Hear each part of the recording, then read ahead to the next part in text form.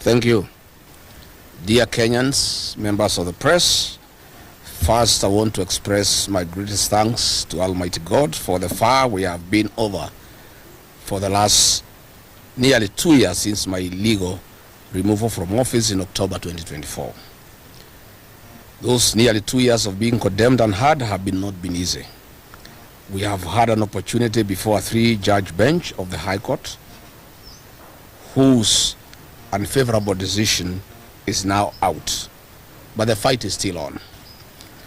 To my family, Reverend Dorcas Rigadi, my sons Kevin and Keith, I thank you most sincerely for standing with me all through. To the millions of Kenyans who have stood with me in solidarity, I say thank you, and I'm greatly indebted to you. To my legal team led by Senior Counsel Honorable Paul Moite, I want to sincerely thank you for your great representation.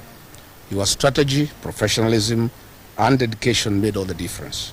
I also thank the several independent counsels who litigated various petitions on this on behalf of Kenyans. I'm incredibly grateful to have had you on my side and the side of Kenyans. To the millions of Kenyans who believed in me, stood with me every step of the way, I cannot thank you enough. My heart is full. Your love has been overwhelming.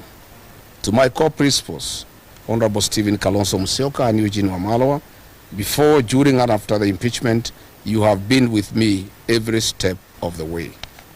To my core principals of the United Alternative Government, you have been a family to me. To the senators and MPs from across board who stood with me, you are harassed, intimidated, but refused to succumb to bribery. May God bless you. The journey has just begun. To the innocent civil servants, including gardeners, cleaners, tea girls, office messengers, who suffered the brunt of this regime, you are harassed, intimidated, threatened, and embarrassed. Justice will be served one day. This ruling was about you. I know it still pains you, but I thank you very much for standing with me and my family all along. May God bless you and your families most sincerely. We stand here today with tremendous respect to the judiciary of our country. While we respect the ruling of the High Court, we totally and fundamentally disagree with the interpretation of the law and application of facts. The long-standing legal principle of natural justice and the right to a fair hearing has been trashed and ignored in broad daylight. What a sad day for those whom have undergone this in the past and those who face the same in future. We shall proceed to file an appeal at the Court of Appeal on the decision and hope that justice shall prevail.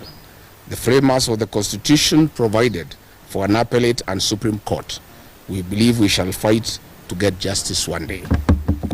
Dear great people of Kenya, just like the millions of you, I'm shocked by the 350-page decision of the 3-judge bench of the High Court of Kenya, pronouncing itself and holding that my right to fair hearing under Article 50 of the Constitution was violated, and then ironically purporting to uphold the impeachment.